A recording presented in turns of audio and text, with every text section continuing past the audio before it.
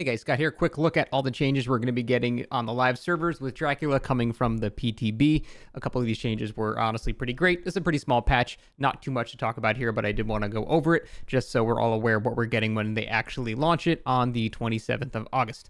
So first up, a couple little quality of life changes. The movement speed while you're charging Hellfire, which is this sort of pyramid headish / Nemesis tentacle hitbox kind of deal where there's like a column of fire that goes ahead.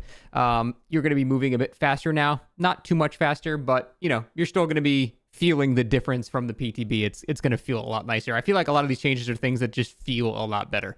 The Hellfire charge time is now 0.9 seconds instead of 1 second, so a little buff there. Some add-ons, I'm assuming that were related to these things were changed.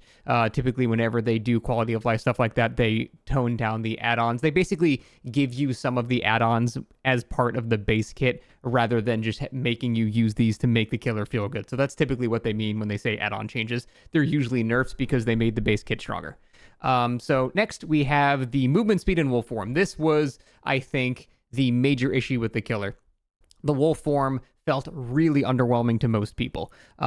It said you were supposed to move faster, but everyone noticed that you were moving slower in the wolf form, and it turns out, yeah, you were 4.4. So you actually slowed down by 5% when you entered wolf form, and when you got those little centaurs, you just became a normal movement speed killer again. So it was just really just awkward to find the use for it. Additionally, it felt really painful to use his ability because unlike Wesker, who has 2 charges as well, when Wesker hits a wall, he just bounces off the wall and he can still use it again. When Dracula in the wolf form would hit a wall, it would just end the power immediately, and that felt terrible because the collision in Dead by Daylight is super jank and it's really hard to know what you are or going to not collide with. So the fact that you no longer end your pounce, or you don't end your power now if you collide with a wall, is a huge upgrade to the killer. Makes his wolf form a lot more deadly, a lot less punishing for an initial miss and things like that, so that's going to feel a lot better. Additionally, the pounce cooldown itself is now 20 seconds instead of 25 seconds, which is great, and the movement speed in the wolf form is now a regular 115 percent movement speed killer. So this is the standard killer move speed, and that's what Dracula's base form is. But you might be thinking, well, why is it faster, or how is it faster? So now the haste from the centaurs makes you essentially bloodlust 1. So that's going to give you, I believe, 120% movement speed, which is going to make the wolf form feel a lot more threatening. So overall, these are really good changes because the wolf form just felt just useless, to be honest. I didn't really ever get a single use out of it other than like a perfect scenario where they were like a couple of meters away in a straight line and you were about to get to a pallet. I can't say I never used it, but it was so underused that I pretty much didn't even want to bother with it. I'd rather just stay with the Hellfire attack because that was actually pretty useful. So this is going to make me like the killer a lot more because I really didn't like the wolf form, and it seems like they took that feedback into account, which is great. So all of these things are really good here. They also said that the pounce attack is meant to be difficult to use in tight spaces, but they found it too restrictive, which again, that's very true because the collision of DBD is very sensitive to a lot of things, and I would say over half the time I tried to pounce someone, I would just hit like a twig or something, and it would just completely cancel the power. Then I'd be on cooldown for 25 seconds while also moving slower. It just felt awful. So these are all really good changes for Dracula to get. So overall, these should make him feel way better to play, and I'm actually now looking forward to the killer, whereas previously I was starting to learn Nemesis because I was like, if they don't change this, I'm not even going to bother playing him because he just didn't feel good. But now I actually think I want to actually play him.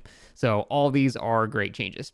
Speaking of Nemesis, though, if you kind of want to reel me back, they actually buffed Nemesis even more. So now in mutation rate 3, this is the tier 3 basically, your tentacle is now 6.5 meters instead of 6 meters. So you have even more range now in tier 3. And also your attack cooldown when you hit a tentacle is now notably quicker, 2.25 seconds from 2.5. We're talking like, an only 0.25 second difference, but when we're talking about numbers as small as 2 seconds, percentage-wise, that is a massive buff. So that is going to make you get less distance versus Nemesis. Additionally, you're now going to be slowed on a initial infection hit, and then Liquor Tongue is getting buffed to apply a hinder for a much longer time on that first infection hit. So this is going to make Nemesis's early game and first down, in my opinion, a lot better. And I think that is one of the weakest parts about Nemesis, getting to that tier 2.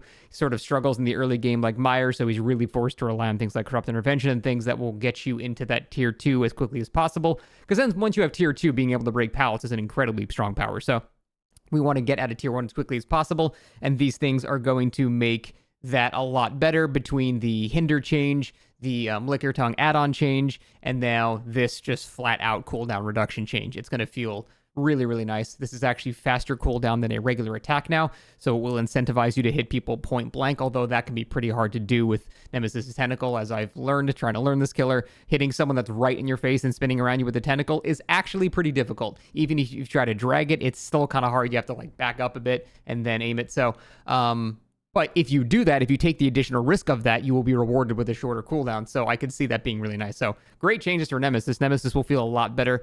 He won't be top tier or anything like that, but he's going to be a very solid high B tier killer, possibly low A depending on the map, because zombie RNG is a huge determining factor in whether or not Nemesis is really strong. So next night, they actually are putting that feature that wasn't intended, where you could basically put a different guard out while another guard was already out, and they're making it a normal thing now. So it's gonna, they basically tried to implement the unintended mechanic. So basically summoning a guard will cause any active guard to despawn, but they are now on their own timers. So you can cycle through these and you have to keep track. I'm assuming we haven't seen the UI of how that's going to work, but you have to keep track of the separate cooldowns of the guards now. So that is going to allow you to overlap when normally you would just be having to wait a flat time between just any power uses. I'm not sure really how this is going to go. Again, anytime there's a big change to the Knight, I don't like the Knight. I don't like playing the Knight. I don't like playing versus the Knight.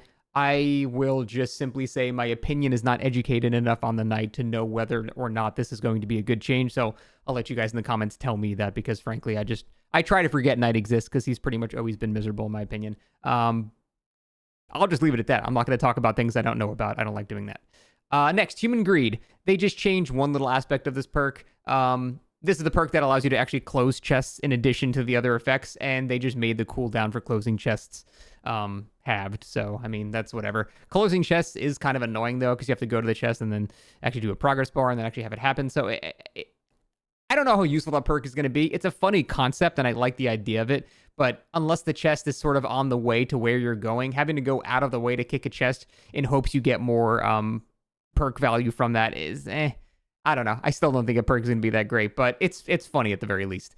Exaltation, this is the item, or this is the perk that lets you upgrade your item mid-match, but the upgrade wouldn't retain itself towards the end of the match. So if you left with your upgraded item, it would be downgraded again to what you originally brought in the match. Now they are saying that in a future update, they will make it so you actually do keep the upgraded item. So you can bring in a brown toolbox and then, bust it out with a commodious by the time you leave, or have a brown med kit into a purple, or a green key into a skeleton key. So all those things will be permanent items you can now take out of the trial. So that's kind of cool.